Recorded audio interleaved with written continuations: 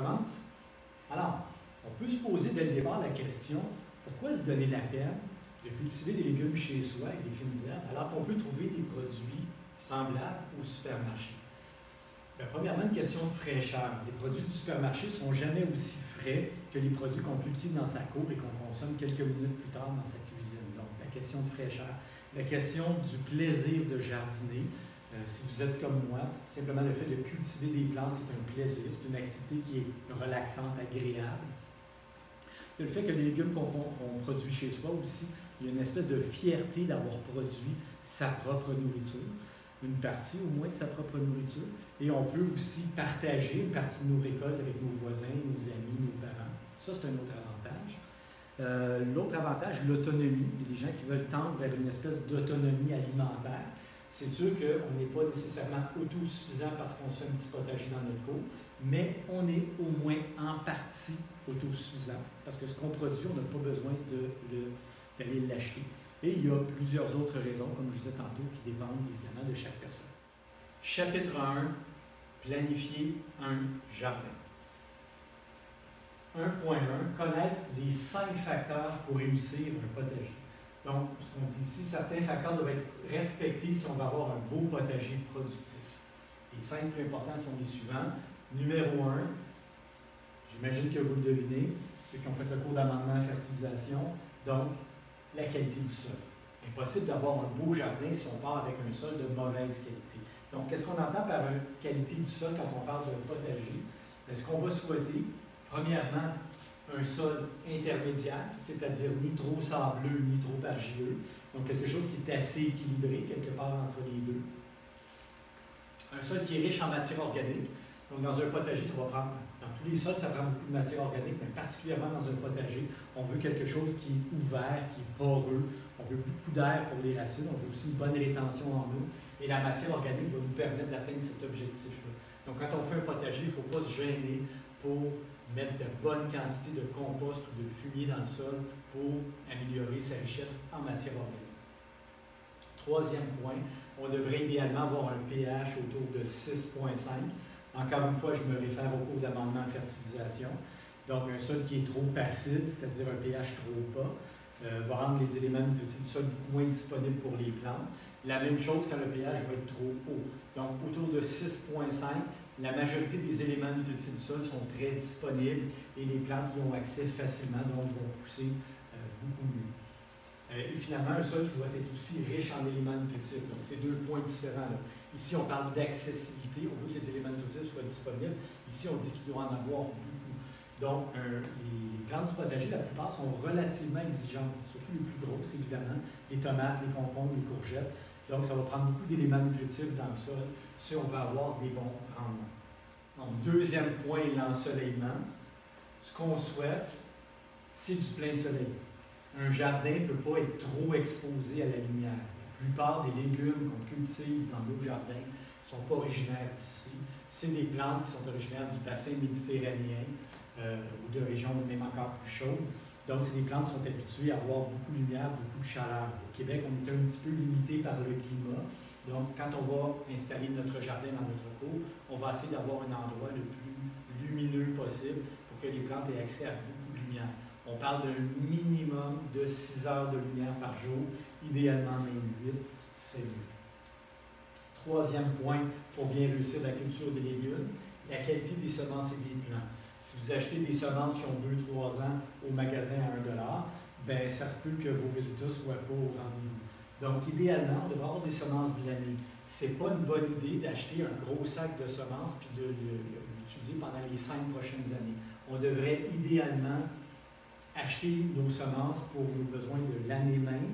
Si jamais il nous en reste, on peut toujours les mettre au frigo et les utiliser une deuxième année, mais on ne devrait pas garder des semences pendant 3, 4 ou 5 ans parce que le taux de germination diminue et la vigueur aussi de la semence va faire en sorte que nos résultats ne seront peut-être pas au rendez-vous. Pour ce qui est des plants, la plupart des gens qui vont dans les centres de jardin et acheter des plants pour faire leur potager vont chercher les plantes les plus hautes. Les plants de tomates les plus grands qui sont souvent étiolés. C'est exactement le contraire qu'il faut faire. Idéalement, on va choisir des plants qui sont plus trapus, plus larges, avec une tige plus grosse, et c'est généralement les plants qui vont être plus productifs pendant l'été. Donc, ce qu'on souhaite, des semences de l'année et des plants trapus et en santé. Quatrième point important si on veut bien réussir son potager, c'est la disposition des légumes. Qu'est-ce qu'on entend par la disposition des légumes? Bien, premièrement, distance de plantation adéquate. Si on plante les légumes trop près les uns des autres dans le potager, il y a beaucoup plus de chances que des insectes ou des maladies se transmettent d'une plante à l'autre. Donc, il faut laisser de l'espace, il faut que ça circule un petit peu. Le compagnonnage, on va en parler un petit peu plus tard dans le cours, toutes les plantes ne font pas nécessairement des bonnes associations ensemble. Donc, on va essayer de mettre ensemble le plus possible des plantes qui s'entendent bien et essayer d'éloigner les plantes qui ont tendance à se nuire. Il y a des tableaux qui existent pour ça, on va tout voir ça plus tard. Et le troisième point, c'est la rotation. On va en parler aussi plus tard dans le cours, mais il faut éviter de faire le même potager d'une année à l'autre, de garder toujours le même plan. Parce que si on cultive toujours des légumes aux mêmes endroits, il y a des problématiques qui vont apparaître, ne serait-ce que le problème des insectes et maladies et les déséquilibres nutritifs dans le sol qui vont se produire avec le temps. Donc, disposition des légumes, un autre point important. Et le cinquième point, pour bien réussir la culture des légumes, c'est l'entretien. Un bon entretien, un entretien régulier. Donc, ce qu'on souhaite, c'est un arrosage qui est suffisant, qui est régulier, surtout en début de saison, je vais en parler plus tard. Le désherbage doit être fait aussi régulièrement. Encore une fois, dans la première moitié de la saison, il va être particulièrement important de bien désherber son jardin, parce que si vous laissez les mauvaises herbes prendre de l'ampleur et si vos mauvaises herbes sont plus grosses que vos légumes, bien là, la compétition va être un petit peu trop féroce pour vos plantes. Le contrôle des insectes et des maladies aussi. Quand on parle d'entretien du potager, on va en parler aussi plus tard dans le cours, là, mais idéalement, on devrait visiter notre potager au moins une fois par semaine.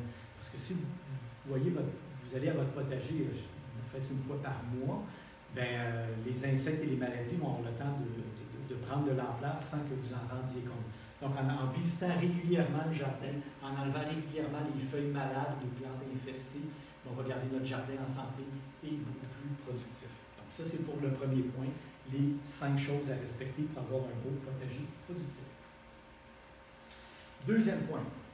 Déterminer la dimension du potager. Quelle grandeur on va faire notre jardin? Il est difficile de déterminer la grandeur idéale du potager. Pour la déterminer, 3 critères à considérer. Les 3 critères à considérer plutôt sont les suivants. Donc, ça, c'est le premier critère le plus important, le temps disponible. Avant de faire un jardin, avant de faire un potager, on doit se poser la question, j'ai combien de temps à investir pour l'entretenir?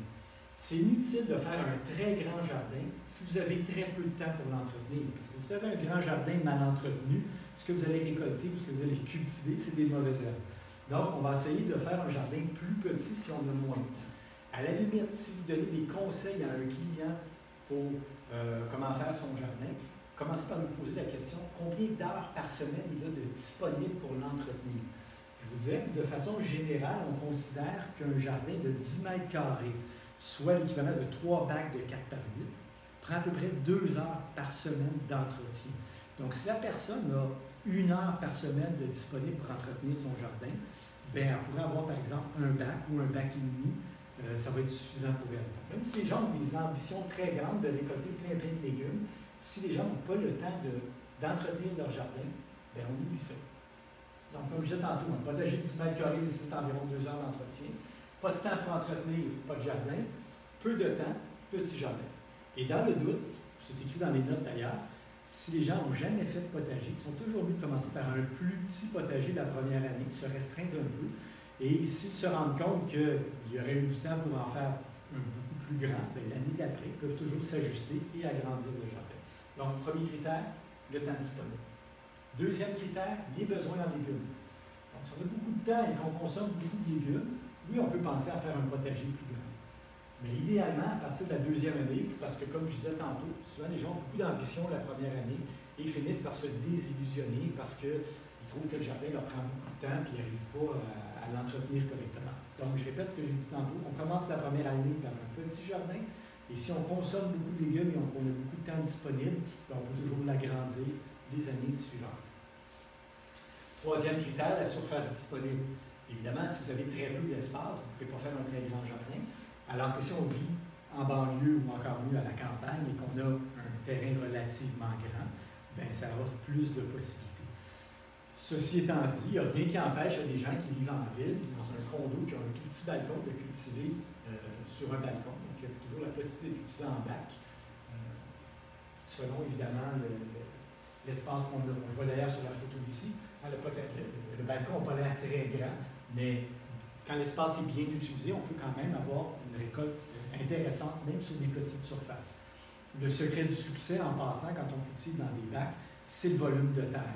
La plupart des gens qui se plantent, excusez l'expression, mais quand ils font un potager sur leur balcon, c'est parce qu'ils prennent des tout petits pots. Imaginez si vous êtes sur le plateau Mont-Royal, un petit balcon au gros soleil, puis votre plant de tomate est dans un pot gros comme ça, le plant de tomate va siphonner l'eau du pot en quelques heures seulement.